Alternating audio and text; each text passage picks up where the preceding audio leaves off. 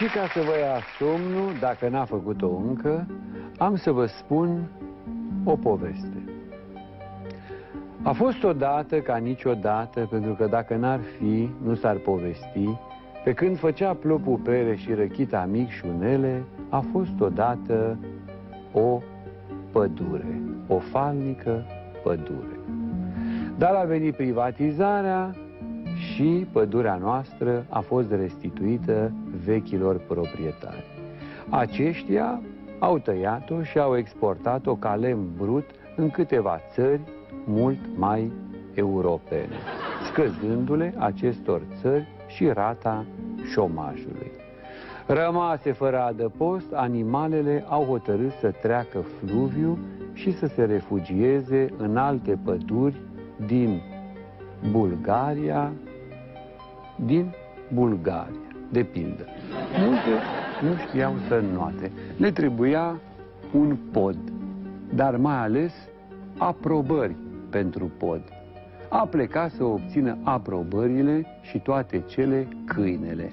I-a asigurat pe toți că el e prietenul omului, că știe să se gudure, că este un fost comunitar, mă rog, alea. Dar câinele s-a întors cu mâna goală.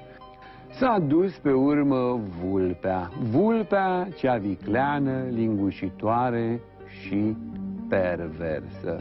A revenit și ea cu frumoasa-i coadă să ne ierte CNA-ul între picioare.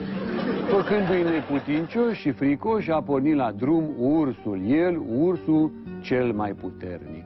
Învins și supărat pe corupția care domnește la oraș, pe pământ, în apă și în aer, s-a întors cu coada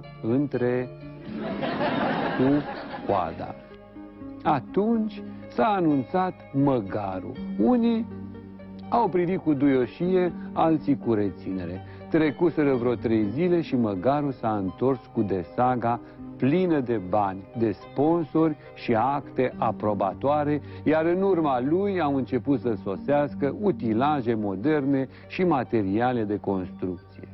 Sincer să fiu, a spus măgarul, nu mă așteptam nici eu. Am avut însă și noroc. La oraș, mai toate cadrele de conducere erau numai colegi de-ai mei. Așa că am încălecat pe oșa și v-am spus povestea mea. Noapte bună, copii!